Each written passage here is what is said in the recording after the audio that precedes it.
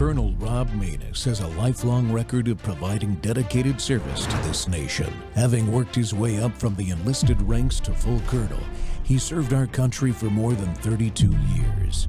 He has served as a bomber squadron commander, bomb disposal technician, Joint Chiefs of Staff Operations Officer, assisted the National Security Team with the campaign plan for the global war on terrorism.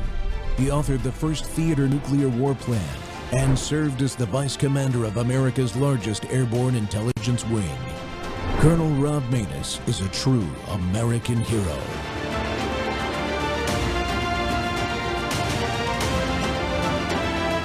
This is Rob Maness Live. We're going to continue to articulate an affirmative vision to the American people of what we as Democrats will do if they give us the opportunity to lead in the majority. We're going to fight hard to lower the high cost of living, to fix our broken healthcare system, to get ICE under control, to end this reckless war of choice in the Middle East, and to focus every single day, every single week, every single month on actually making life better and more affordable for hardworking American taxpayers. Why isn't that breaking through? The Democrats in Congress are almost as unpopular as the president right now.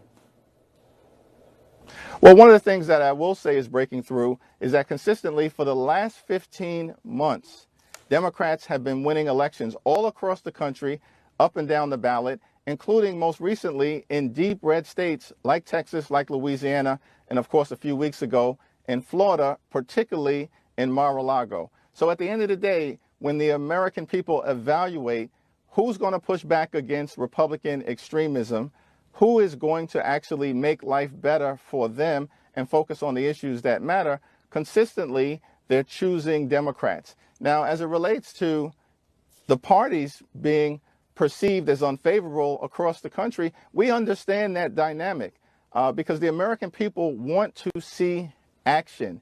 Things haven't been working out for them over the last several decades. Far too many people are struggling to survive and certainly can't thrive paycheck to paycheck in this country, which should not be happening in the wealthiest country in the history of the world.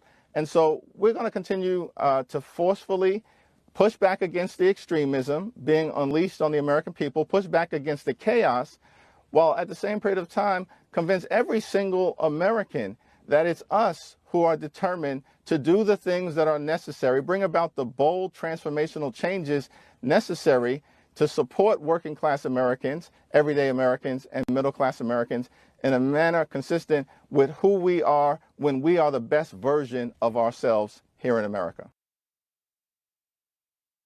Training Tuesday, and we're live on Worldview Tube and X-Spaces simulcast. So why do candidates with wildly unpopular ideas keep winning? How do left-wing ideologues turn fringe ideas into national laws? Those are the words from the book we're going to talk about today that's on the website to go buy the book. And why do they pull off victories even in communities where conservative values run deep? The answer is simple. The left organizes. For decades, radicals have pushed tactics and trainings that turn volunteers into leaders, strangers into teams, and passion into policy. The left moves as one. It's the machine dominating districts where the majority disagree. That doesn't matter. The side determined to win will beat the side that just wants to be left alone. And so Democrats have out-organized conservatives, flipped red seats, and built pipelines producing professional operatives. Meanwhile, the right has had no practical handbook anyone can pick up to counter-organize, run, and win. Until now. Pennsylvania native Cliff Maloney, the CEO of Citizens Alliance and the founder of PA Chase and designer of over 450 election-winning door-knocking campaigns around the country, is here today to discuss the new playbook. His new book with New York Times bestselling author Joshua Lysick, Run Right, a complete election playbook to win. Cliff, welcome back to the Rob Maness Show. I'm glad to have you here. Glad to see this book's finally out. Colonel, I appreciate you having me as always. Happy to dive in on it. Now, that guy right there, I know I let him talk, but people have to know the hard truth. And that's what you're doing in this book, Cliff, is telling the hard truth, because he sugarcoated all the bad ideas that people even that they went on in the districts where they shouldn't win, they win anyway. And it's all about organization, isn't it? Yeah, and look, I mean, the purpose for writing the book is the left has so many different guides, playbooks, different things that, they teach their candidates, right? There's a book called Run for Something. Hillary Clinton wrote the foreword to that, and it's teaching a lot of people on the left how to get involved and what to do. And if people want to learn more, they can go to runrightbook.com. But the idea was after 2024, I kind of looked around. Joshua had approached me and said, hey, you ever think about writing about the stories of 2024, some of the lessons that were learned? And, I told him, I said, look, we actually do a candidate academy. At Citizens Alliance, we put on these candidate academies all the time. And my right-hand man, Justin Grice, I mean, he runs, pretty much the playbook. And so we have 18 steps that if you want to go from nothing to winning, right, in a political campaign, and we just kind of break it all down. We teach a lot of the lessons that we learned so you don't have to. But that's the point of the book, is to give people a guide to show you, not just on the door knocking front, right? A lot of people think this is just going to be, the ground game. Of course, Rob, I dive in on that. Mm-hmm. But the reality is what I'm trying to do is give people somewhere to turn so that they don't make the mistakes I made, whether you're thinking about running for office or whether you're thinking about helping a campaign, managing a campaign, or getting involved in the political process. There's a lot to learn. And I really dive in on some of the specifics. It's not abstract. It's not theoretical. It's giving you the specific lessons I've learned so that you don't have to have those same mistakes. Yeah. As a matter of fact, it's going to be, I'm going to make a shameless plug here. It's going to be a great companion piece to my book that's going to come out. That's going to have a foreword written by Joshua Lysick in it. That's named What You Can Do About That. That answers the question of, well, what the heck can I do about this or that that I get all the time when I'm talking about politics and what we can do about different policies and those kind of things. So coming soon, folks. But you got to get this book because, just before the live TV show, we have a little pre-show with our Spaces audience. And 3 of the 4 individuals that spoke, Cliff, were speaking about why isn't there a playbook written down for Republicans? Well, this is it, right? Yeah, I mean, and you can also look at the Blueprint, which the book was written about how they really took over Colorado on the left and what the Democrats did with their strategy. And look, some people push back and say, Cliff, why would you put your strategy out there so that the Democrats can see it? Guys, the Democrats' entire playbook is out there, right? This is not about trying to hide. It's about giving conservatives, patriot, liberty-minded folks something that they can look at so that they can understand how the system works. And it's interesting, Rob, but I spent a lot of my time talking people out of running for office. That's another purpose of the book, is if you're not ready to win, then you should not be running. A lot of our friends in the Libertarian Party or Independents or Constitution Party, they get mad at me, but it's the truth, right? The reason I'm a Republican is because I believe in the values of limited government, but I believe in winning. And one of the things we talk about in the book is losers don't legislate. Say it one more time so your audience gets it. Losers don't legislate. And so my request to anybody out there is, if you want to run for office, if you want to win, and then you want to stay consistent and principled, that's what the book outlines for you. Yeah, when we talk to prospective candidates, what is the biggest reason that you give them when you're trying to actually talk them out of running? Money. Always money, especially at the federal level. A lot of people think it costs, a couple $100,000 to win a congressional seat, and you'll be able to raise it from different individuals, donors and patriots out there. It's just not the case. The special interest, if you're a patriot, if you're somebody who wants to join the Freedom Caucus, you're actually going to go there and you're going to try to buck the system. You will have $5 to $10 million spent against you in negative television ads in the last 2 months. Guaranteed. I've seen the playbook run by the establishment time and time again, because they don't want more of those people up there that are going to question leadership. They want yes men. That's all they want. So money is the biggest challenge for grassroots candidates. And let me tell you this: when we do these candidate academies, I actually ask the crowd. I say, listen, the average Pennsylvania State House winning Republican raised and spent $150,000. This is a state house in Pennsylvania. Yeah, So they spent $150,000. Now I say to them, Colonel, I say, how are you going to raise $150,000? that's right. Now, the businessmen in the room, or the people that, maybe they're career military, they've got a great network of people, they might have the ability to call folks and to raise that. But the 21-year-old in the room is like, man, I only have 30 people's names in my phone. How am I going to raise $150,000? Well, hey, maybe you should wait, right? Maybe you need to give it a couple years. So money, and then by the way, I'm not here to say that, fundraising is sexy and I liked it. It's just, that's the challenge. I've tracked so many of these races. That is where Patriots lose, because they underestimate how hard it is to raise the dollars to win. Now, do you dedicate part of the book to how to raise money in the political environment? Oh, yeah. I know a couple people that are buying it just for that chapter, because that has been something, you've obviously worked alongside me and seen some of the work that we're doing at Citizens Alliance as a mentor and as a friend. And it's, we're talking, we're going to have to raise $20 million this year. When I tell that to people, they think, oh, wow, is the party giving you money? Is our candidates giving you money? Zero, right? These are relationships. I have to go out there. So part of the book talks through fundraising. I give certain script examples as a candidate, things you should say, things you shouldn't say, how you make the ask. I walk through it all. Yeah, and that. I think the fundraising piece is the most difficult, no matter who you are, because unless you're Elon Musk or somebody like that can write their own check, you have to learn how to go ask for money in this environment, in this culture. Look, as a guy that was military, and I think I've raised probably about $7 or $8 million now in the last 12 years myself through various means for politics purposes, and it's the hardest thing I've ever done. And I've been in a lot of hard places.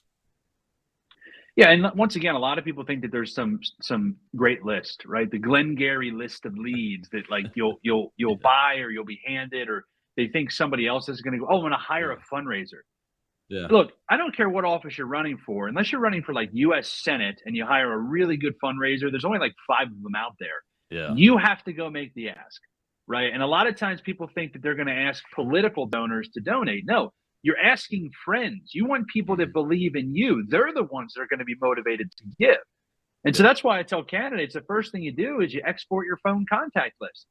You put it into an Excel sheet or a Google sheet, and you go through it. And you mark how much can this person give? And, oh, my uncle's not political. Was he a socialist? No. Then call him. Right? He's the guy. You got to go ask him for $3,500. So it's uncomfortable. The best candidates I find out there are people who have done sales, because they understand, hey, this is going to be a challenge, but I'm going to push through it. I've had, 3-star generals that are worse fundraisers than a guy that was hawking energy drinks for Verve Energy, because he just knows how to talk to people on the phone and he can close them. So it's, once again, I don't even like talking about it because it feels grimy, but the establishment has unlimited resources, and that's the biggest obstacle we have as a grassroots candidate. You have to put in the time and the work to raise the money so your message can reach the voters. Yeah, absolutely right, man. I can understand the 3-star general not being that good at it, because they're used to talking to people and having them partially already convinced that what they're saying is something that they're going to believe in. Right. I mean, it's just the way that culture is, and you gotta learn to be a salesman or a saleswoman. I like your analogy there. The sales pitch people are really the best people. And I'm glad you point out that you can't just go hire a fundraiser, because even if you hire a fundraiser, the good ones, they may have a good list, but you're still making the phone calls. You have to study the people you're calling, and you have to make that ask, even with the high dollar fundraiser. It just doesn't work that way if you're running for office as a candidate and everything. I think my average donation so far is about $37. Over that $8 million is because we're not calling big money people. We're asking average Americans for it. Well, we got to take a break, Cliff. When we come back, we'll see and talk more about the fight. The fight is on, folks. The fight is on, and this book is incredibly important to get it if you want to understand how to win that fight. We'll be right back with Cliff Maloney, CEO of Citizens Alliance.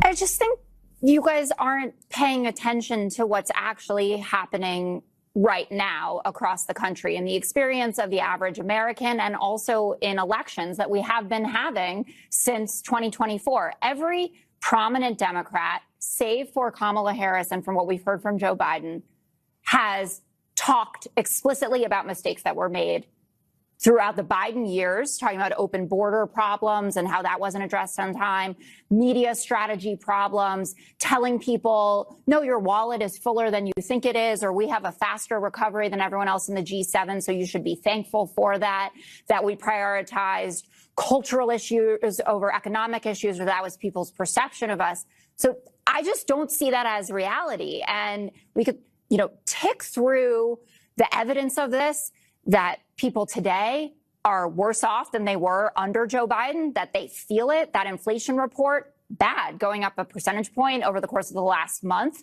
The Michigan consumer it's a temporary spike. Maybe it is, but well, sure. But let's say, but this is the thing. We already lost for that. Yeah, you did. And this is what happened on CNBC this morning, and why Joe Kernan was embarrassed and Andrew Rusterkin jumped in to say, Pete's just giving you the facts on the ground. We lost, and we learned lessons from it. And saying that this is just temporary, it's temporary because of a choice that the president made, that he doesn't have the backing of the American people to secure the people from nuclear weapons. And I would just note, no evidence that there was food inflation. Food inflation was way. flat. Medical care costs declined. Used car prices if you want to say declined. this is good, okay. GDP Q4 revised down 2 days ago to 0.5%. The consumer sentiment index, lowest in history. They've been tracking it since the 1960s. We're winning elections everywhere. School board seats in Missouri, state Supreme Court seats in Wisconsin. You know what's going on. You pay attention to this just as much as I pay attention.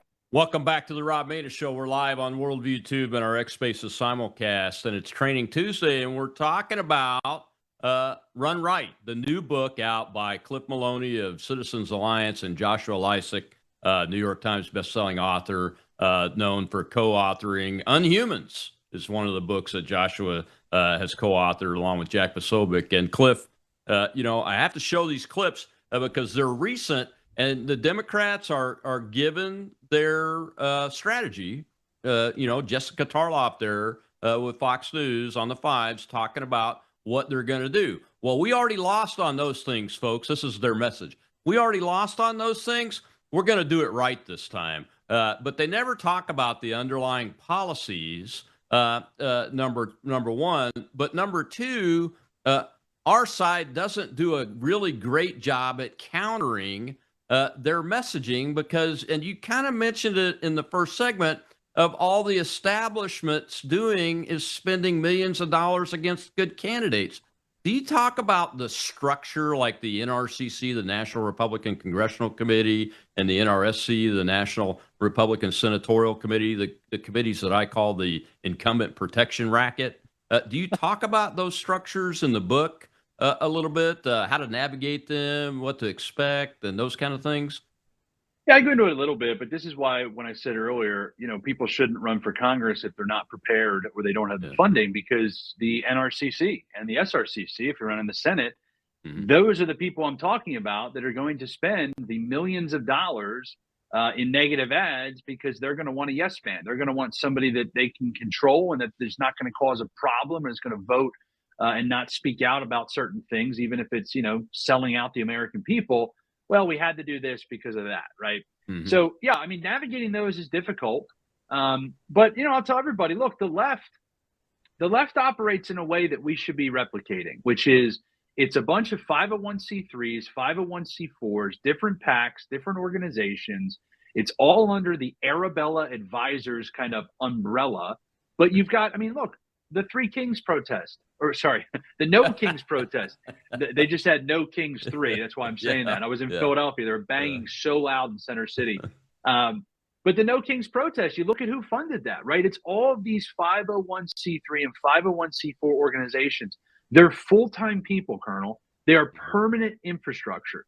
That is where we need to get. A lot of people think, the party isn't doing it correctly at the state level. The national party, the county parties, the candidates don't want to pay people to not do. Guys, that's not what the left does. The left runs their campaigns very similar to how we do in terms of, they're doing the basics. They've got cheaper TV buys. They're sending the mailers. Everything's about them. Yeah. What the outside groups need to do is to come in. We need to fundraise. We need 20 turning point actions. We need 20 Citizens Alliance organizations, because that's what the left has. So that will be my push to everybody, is stop relying on the party and really try to focus on raising funds and building permanent infrastructure through 501c4s. We should never go home. In these swing congressional districts, Colonel, the Democrats do not leave. They've got 30 people in the top 30 congressional districts across the country that never go home. That's what we need to be doing. Yeah, I live in a city that's a Republican-run city right now, Gulfport, Mississippi, but the Democrats brought a huge infrastructure in. I don't know exactly when they did it, but it's big enough to where they stay, Cliff, and they brought Stacey Abrams in with big money to try to take the mayor's seat last June, and came within 800 votes of doing it. And it's the largest city on the coast in Mississippi. And they know that if they take that, that other big cities that they don't already control in the state will fall. So they're focusing on this, and they're still here. I know, I've noticed that, because I go out and I look for them. And I see them in council meetings. I see them on TV. I see them writing op-eds. I see them in action all over the place. And you're exactly right. There's a permanent infrastructure there that they keep. And I'm glad you said that. That's one of my goals. We started a C4 with Gator Pack Direct Incorporated last year. One of my goals is to build that up to be exactly what you said. One of the organizations that plugs in to this system, so that we can help fund these types of things down here where we're at, and nationwide if we can ever raise that much money. So you're exactly right on that. So when folks are looking at the book, you use the blueprint. No pun intended. You use the blueprint where your winning blueprint for the PA Chase in 2024. How do you teach folks through that lens about winning with your approach of door knocking? How much does it cost? Those types of information. One of the big lessons in the book is what we call 3% plus one. So this is part of confrontational politics. It's a lesson that we teach as well. But what it does, you take the entire universe, and when you have let's say a state like Pennsylvania, roughly 12% of the entire population is always going to vote for the Republican, no matter who it is.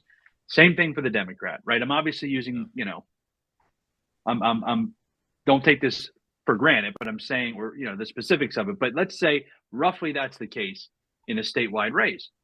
There's about 6% that's left. This is not of voters, by the way. This is of the entire universe. People that are eligible to vote, people that are not eligible, people that are registered versus not registered. But every citizen in Pennsylvania, if you have 6% that are up for grabs, the rule is typically you need to win 3% of those persuadables plus one vote, and then you've got the majority.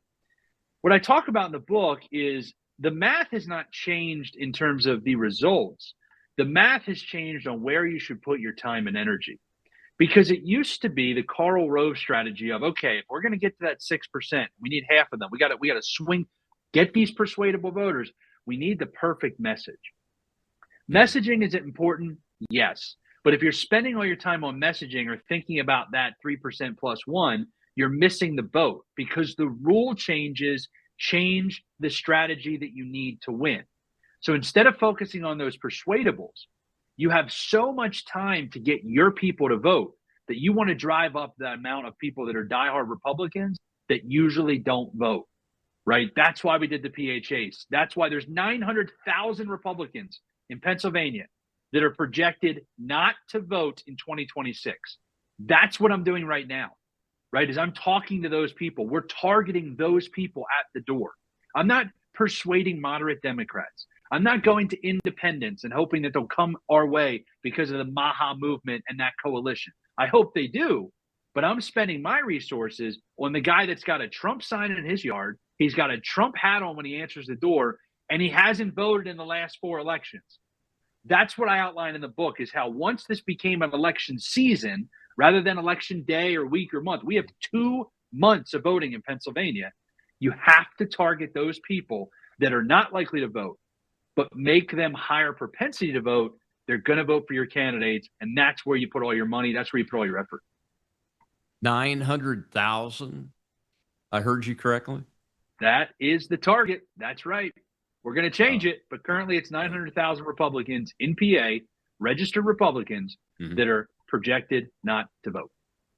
So in the book, do you talk about the challenges that we hear every day in social media and even on some conservative news outlets about, oh, things are terrible, the president's doing this or that, that's not what we voted for. I hear it every day. You know, it's almost ad nauseum. And I never hear about, hey, look at this win.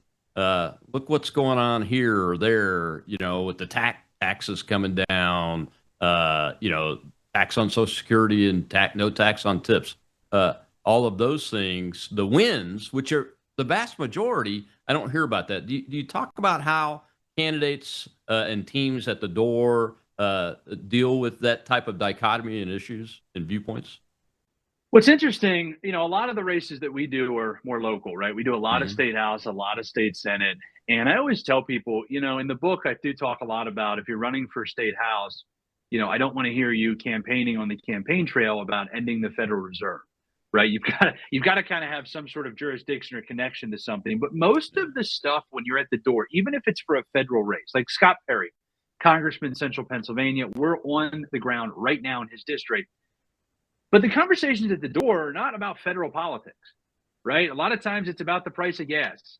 Yeah. It's about, you know, well, struggling to find a job, right? What's the market like? You know, it's the things that they care about. And this is what I tell a lot of the political class that love to pontificate. I'm a blue collar kid from the Philly suburbs.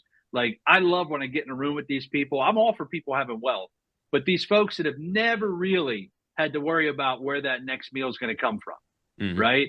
Because when you go to the door, people are trying to get their kids to baseball practice. They're trying to pay their mortgage, right? They are going to get hit with some of those tax reductions, but I think it's our job, and we probably have done a poor job at doing this, but that's the task of these candidates, is to go out, pitch themselves, to be able to respond to how things are doing nationally, but to provide real world, simple solutions to people. One of the things in the book that I dive into is the Leesburg grid. Maybe we want to hit it after the break, but I tell people that the messaging part, it's almost like robotic, but if you do it like the establishment does, you can win. Yeah, I do want to talk about that after the break. Plus, we've got a hand up in the audience, so I want to take a question from the live audience too, because this is critically important because it's winnable. No matter what, that's one of the things that I'm excited about the book, Cliff, is that it teaches our side. It gives us the tools to know how to win, regardless of the noise that's going on, because you're getting right down to the ground level of going after the voter, like you said, with the red MAGA hat on, but he hadn't voted in the last 4 elections. But he will vote if you give him something to go vote for. We'll be right back with Cliff Maloney, author of the new book, Run Right. It's a playbook to win elections.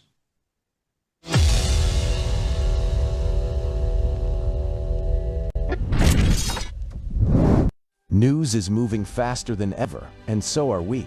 Worldview Tube brings you 24/7 live stream coverage, and now, real-time alerts when it matters most. Once you have the Worldview Tube app installed, exit the app and navigate your way to Settings.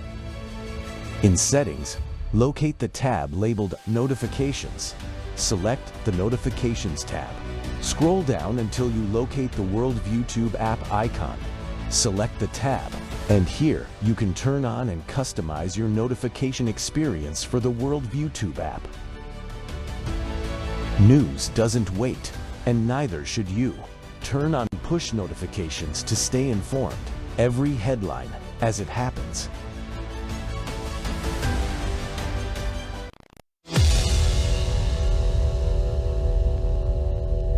Now, look, I talk about this in the book, but the entire strategy has changed. Not because voting habits have changed specifically, but because the rules have changed, Jack. It used to be that you wanted that perfect Karl Rove message going into the November morning of the election because everybody voted on election day. Right now, we don't have election weekend. We don't have election week. We don't even have election month.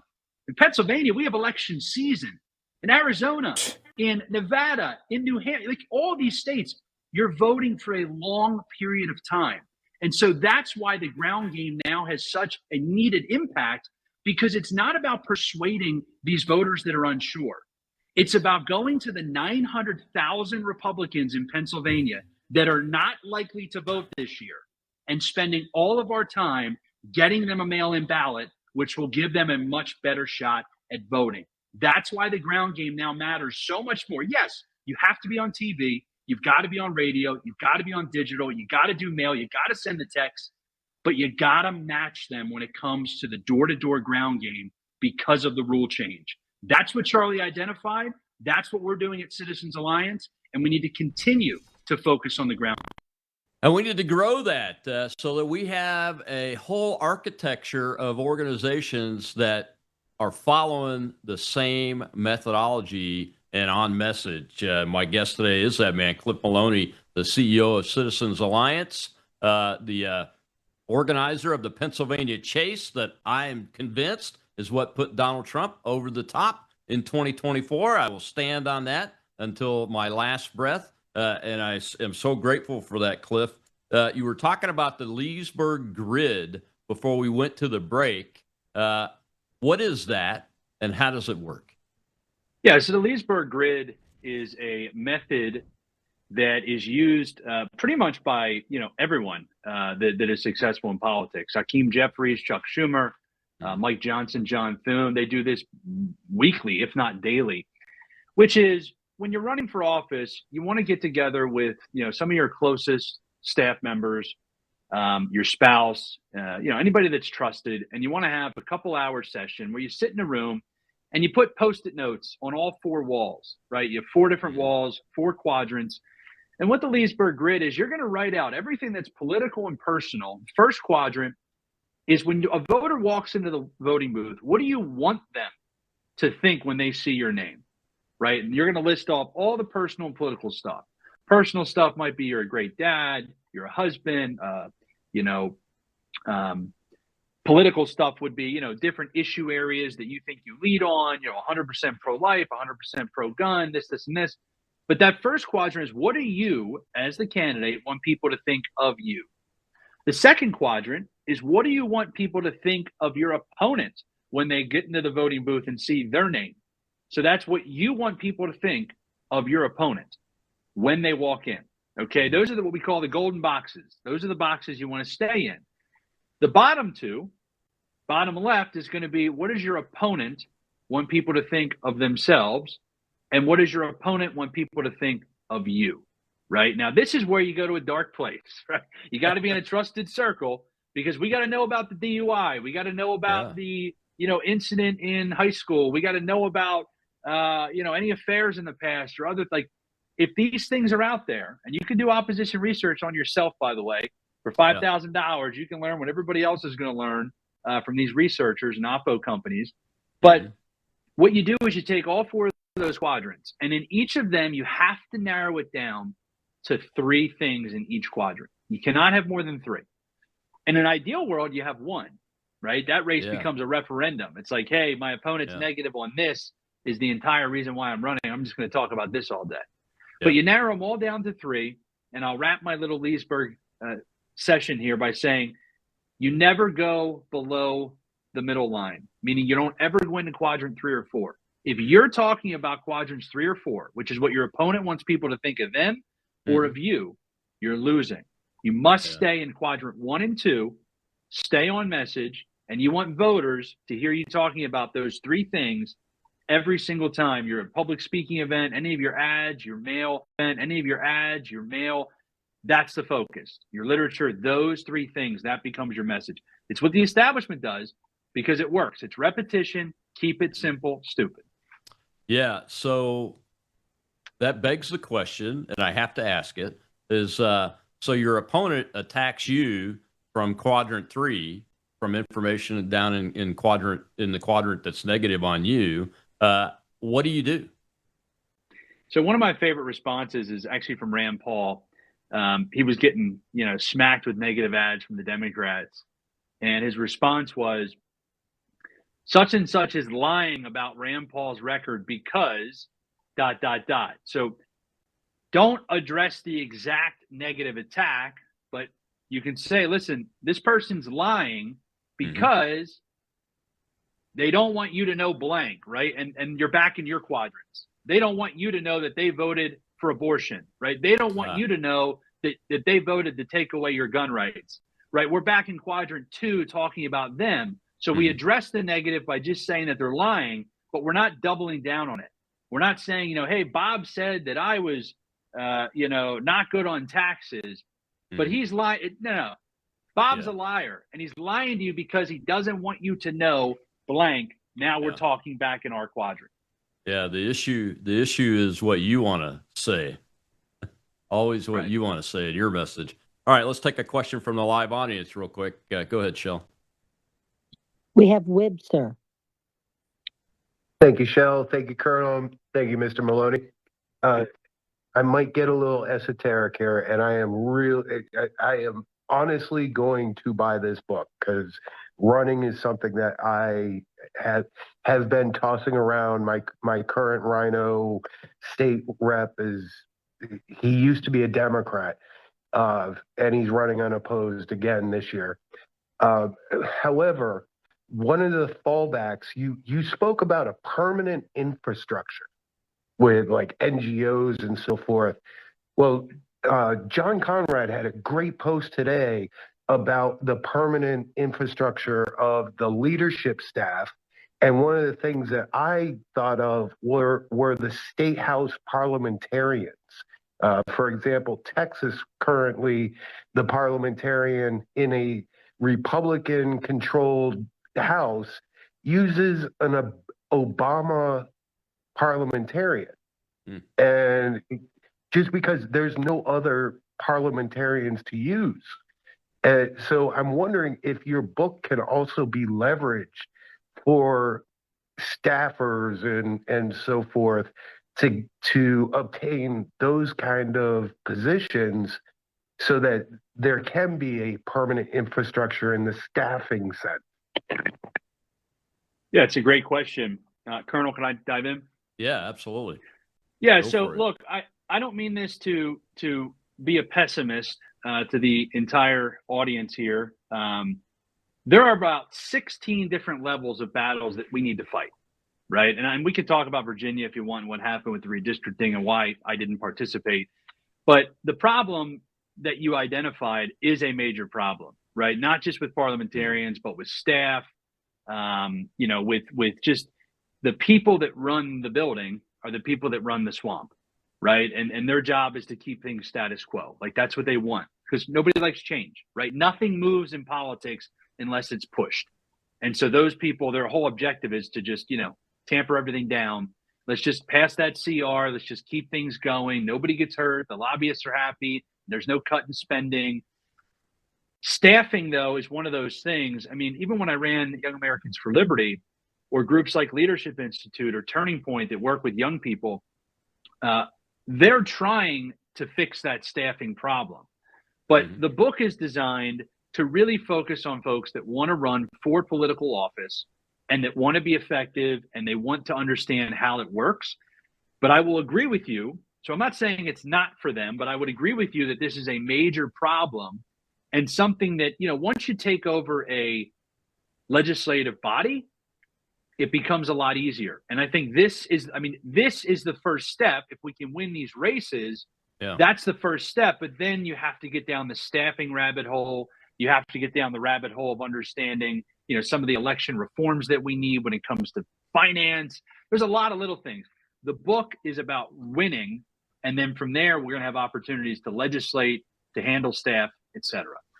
Yeah. I mean, I even ran on a platform plank of term limits for staffers on committees and for each elected member at the federal level when I was running for U.S. Senate, because that's where a lot of the power holds. But that would be a whole separate book, Cliff. We'll have to get together with some smart guy like Lysick or something, and maybe we can write a book about that. Love it.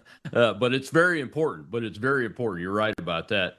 So you mentioned Virginia. I wasn't going to ask you why you didn't get involved. What I wanted to ask you about the Virginia thing is, look, I was asked just before election day what I thought, and I said, well, it's going to be very close because I had been seeing what I thought were some very positives from activist levels on our side that I had been observing all year, really. And I knew it was going to be very close. And then when I saw the outcome, I'm like, man, that was a winnable race. What I don't know if you've seen, take a look at what went on and anything, give any feedback on that, positive or negative. I think the activists were really, really ramped up, but something went awry somewhere. Yeah, I mean, listen, I think you have the typical case. We're going to have to see all the reports on the spending before I can give, a definitive answer. But my guess is it'll show this. It's going to show that Democrats spent money on every single avenue possible. It's going to show that Republicans spent money on every single avenue possible except paid canvassers, right? Of course, there was great grassroots volunteer support. But let me give you an example from 2024, right? When we launched the PHAs, I said, look, we're going to hire over 100 people full-time, 6 days a week, 10 Airbnbs across PA. A lot of people reached out and said, hey, I don't want to do that, but I do want to volunteer. So we had a really good test case because we hired some staff that would manage the volunteers. So we have the paid staff and the volunteers. And if you look at that, out of the thousands and thousands of people that came forward that they wanted to volunteer versus the 125 people we had that were paid, the 125 paid door knockers. And once again, I love the volunteers. This is not a shot at them. This is the Democrats understanding what actually is impactful and how to get ROI. The paid canvassers knocked on 480,000. The volunteers knocked on 30,000. That's how we ended up knocking 510,000 doors. So just think about that when you're putting it in context of was the grassroots activate? Even if you have the best volunteers in the world, having that paid staff that are professionals, that are trained, that are knocking 6 days a week, 80 to 100 doors a day, it's a game changer. And so, am I frustrated about Virginia? Yeah. Look at the $100 million they spent for Cornyn against Patriot Ken Paxton. We could have used 5 to 10 of that, and we would have won in Virginia. But the consultant class needs a shakeup, and I don't know how that happens. I think we just got to keep pushing. We got to keep exposing. But there has to be a realignment. 2024 started that, but we got to really figure out things as we head into midterms. Yeah, and it's not that I don't want political consultants to make a living, but we want them to make a living doing the right things, like you mentioned before at the beginning of the show, you still got to do text messaging, you still got to do TV, you still got to do radio and print. and all that. But canvassing at the door, you have to be doing that. That's what they're doing. Go read the book, The Blueprint, and you'll see what they did. Somebody mailed me that a couple of years ago because I'd never read it before. And the Democrats proudly put in that book how they did turn Colorado from red to blue. Well, Cliff, we got to take another break. When we come back, we got one more question in the audience. But I want to talk about costs for canvassers at the statewide level, what it might look like at a state house or a state senate level, and those kind of things. So we give people an understanding of what the book talks about from that perspective. We'll be right back with Cliff Maloney, author of the new book, Run Right. It's a playbook, folks, for winning by us.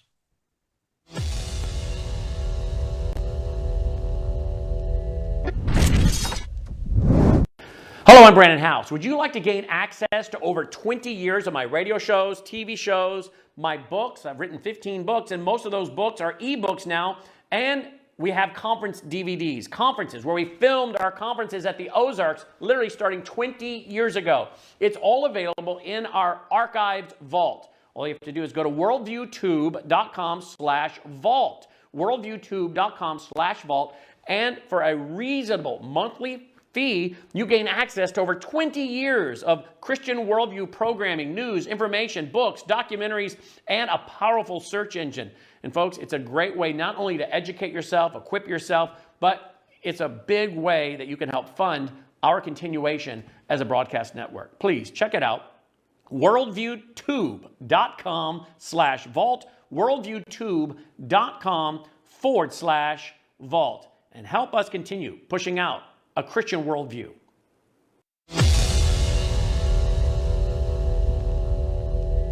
Take some time and I'll make the signature absolutely perfect. So it looks very good. So far, so good.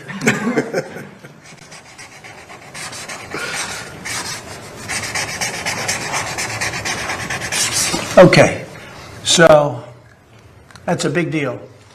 Very proud of it.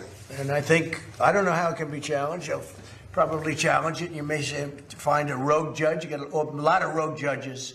Very bad people, very bad judges. But that's the only way that can be changed. And hopefully we'll win an appeal if it is. But I don't see how anybody can challenge it.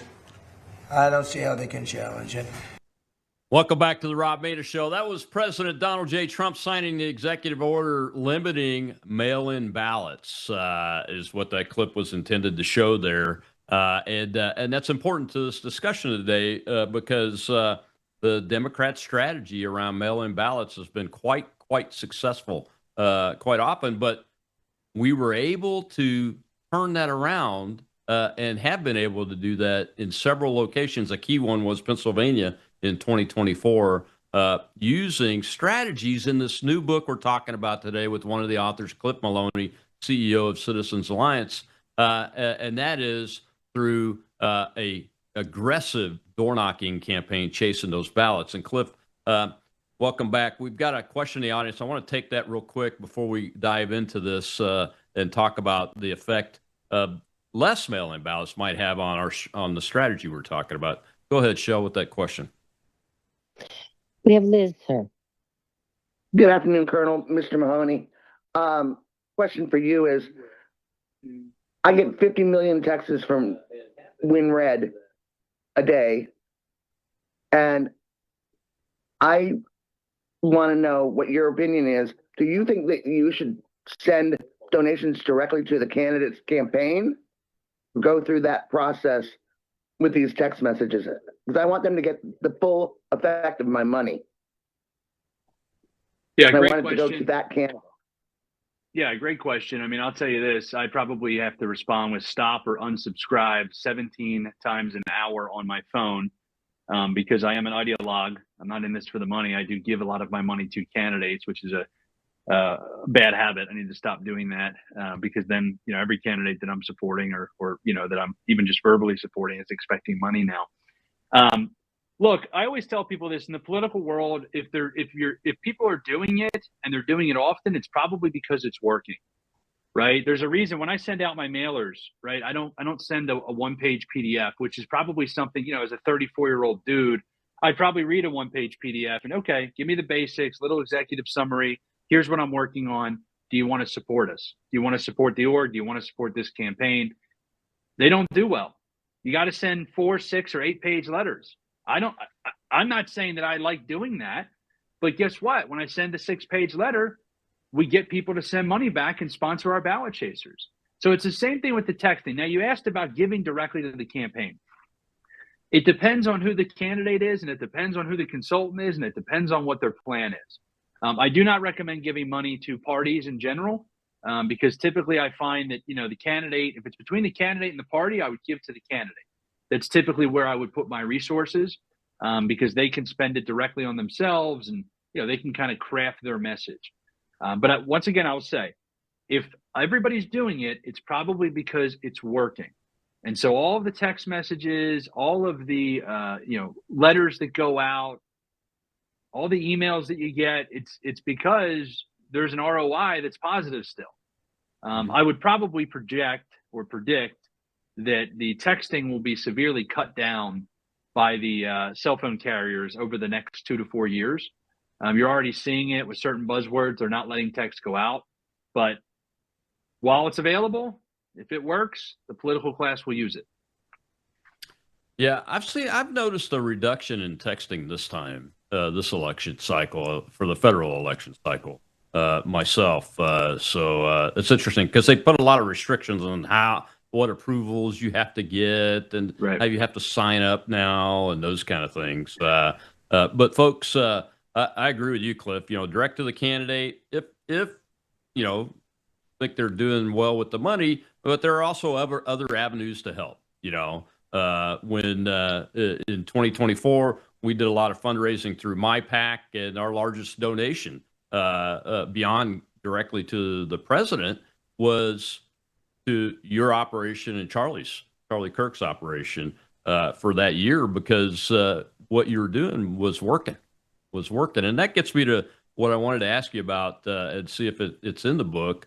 The PA chase was designed around chasing mail-in ballots because so many were left on the table by Republicans in 2020, I believe. If I may have that year wrong, but I think it was the 2020 cycle that we had initially talked about. But with the president reducing mail-in ballots, does that affect the strategy, the door knocking part of the strategy that you talk about in the book that you outline? Well, let me say the one sentence that got me in a lot of trouble with the New York Times. I hate mail-in ballots. I say that a lot of my speeches, and so somebody on the left tried to kind of, Trump's mail-in ballot guy says he hates mail-in ballots. It's the truth, right? I do. But what I hate more is losing. And so what we do at Citizens Alliance, the tagline of doors win wars is not because, we're always chasing ballots. If we're able to get rid of mail-in voting, Citizens Alliance would continue on knocking doors, but it's what we would be doing at the door that would be different. So instead of chasing ballots, we go back to doing what we used to do pre-COVID. We'd advocate at the door. We'd persuade at the door. We'd get out the vote, because those rules would make that the best use of our time when we're out canvassing. Right now, based on the current rules, the best use of our time is to chase requests, so meaning mail-in ballot request forms that we get them to fill out, and then obviously chase the ballots once they go out September or October. So I hope, and I really, really want to see Save America Act pass. I'd love to ban mail-in voting. I'd love to have a single day of voting, hand count paper ballots. But that's a pipe dream, and we can work towards it. But while we have the current rules, I am going to do what we know how to do best to win under these conditions. Yeah, and that gets me to the big question that I have left is, if somebody's wanting to run for a state house Senate seat at the state level, give folks a general idea of what the ground game under this concept in the book is going to cost. Yeah, well, one, if you're thinking about running for state office and you're a patriot, get a hold of me, cliffmaloney.com or doorswinwars.com. But shoot me a note. Let's talk strategy and what you're planning on doing. I can get you teed up with some good people that'll actually take care of you and run a good campaign for you. The reality is, if we can get doors, anywhere from $4 to $6 a door, it's typically a pretty good price. But that includes everything, right? That includes the housing, that includes paying the door knocker, that includes gas cards, some Gatorade and snacks, all the data, all the literature, the actual app to knock with, whether you're using i360, Campaign Sidekick, Superfeed, Advantage, whatever it is. Numenar, there's a lot of different apps, and they all work. It's just figuring out which is best for that campaign. But I would say somewhere between $4 to $6. But it also depends on, once again, if you're running for state house, what does your volunteer force look like? If you got 12 sons and daughters that can go out knocking 5 days a week, it's a little different than if you're new to the area, you don't have a really big network built up. Can you activate your church? Can you activate your coworkers? But we walk through budgets, especially at the state level, in the book. But understand this too. In California, a state house seat might cost you $5 million. In New Hampshire, a state house seat is going to cost you $10. Legitimately. Like that's the difference between some of the state houses and the political power that people want access to. It varies greatly. So when I say state house, we give some specifics, but we're kind of in the middle of the road in a state like PA where, $150,000 is what the average Republican raises to win. Yeah. Yeah. So when we're activating this type of team, what do you teach the candidates through the book? What do you have in there for candidates on how to operate with this team as a candidate? Is it any different than they would normally operate? I mean, I've had ground game teams at the statewide level all the way down to the state house district level. Right. As a candidate, what do you teach folks as candidates on how to operate? Well, we talk about it in the book, but one thing that we have a term for is something called candidate-itis, which is when a candidate files to run for office, their IQ points drop 50. And people think I'm kidding, but no, I mean, it's just I've experienced every single thing that happens, you think you need to respond. I mean, Morton Blackwell has a great principle in his list of principles, which is don't kick every barking dog. And it's very tough for me with candidates because people think, oh, well, this guy said this on Facebook. Listen, 4 voters out of the 80,000 that are going to vote in this primary saw that comment. And they're already not supporting you because they're friends with the guy who you're running against. So, no, you don't want to amplify their comments. You don't want to dignify. You don't want to give it legs when you don't have to. Right. So, that would be the first thing. The second thing would be don't reinvent the wheel, right? If my organization or other people around you have run ground games before, you don't have to learn how to design literature, right? You can hire somebody to do that. You don't have to learn how to cut a walkbook, which is to assign a door knocker their list of houses and which voters they're going to be targeting that day. So lean on other people around you and really spend all your time fundraising. I mean, that's going to continuously be what I get back to is 95% of your time running for office. This is from state house all the way up to president. You are on the phone and you are raising money. Because if you're not, your opponent is. And if your opponent's raising twice as much money as you, good luck winning. Absolutely. And you brought it back to fundraising. I got one more question say you've got candidates and they're going to primary a sitting Republican incumbent because they're bad. They're not America first or Texas first or whatever. They're going to primary them. What do you talk about in the book about how to raise money in that environment? Yeah, I mean, you're looking for a very, very specific type of donor. Okay, I always put donors in different buckets. The first bucket is Team Red, right? They're not really that into the policies or principles, but they know the Democrats are bad. They want to crush the commies. So they're always going to support the Republican, right? That's how that works. Yeah. The second bucket is the ideological donor, where they know what a rhino is, right? They don't like rhinos. And finding those individuals can be tough. But what you should do is find a candidate that is your type of style. And if you can legally, look up who their supporters are, right? Figure who are people that are already giving to some of these Republicans that have a spine, and then present yourself as an actual conservative, an actual liberty lover to those individuals. That's my advice to raise money. How to Win, folks. Run Right is the new book from Cliff Maloney and Joshua Lysick. Cliff, tell them where to find the book. We've put it in our X Spaces comments, so you can go there and find it. But where can they find you and find the book real quick before I let you go? Thank you. Runrightbook.com, and on X, I'm at Maloney. I appreciate you, Colonel. Thanks, brother. We appreciate it. Keep up the fight, man. Stay in there. And you need to join him, folks. Go get that book, because I'm telling you, I've known this man a long time. He knows how to win, and that's what we've got to do. Tomorrow's Whistleblower Wednesday. Jake Novak is back, and I'm not even going to tell you what the topic's going to be. It'll be a surprise. I'll see you in the after show here on the Rob Maness Show.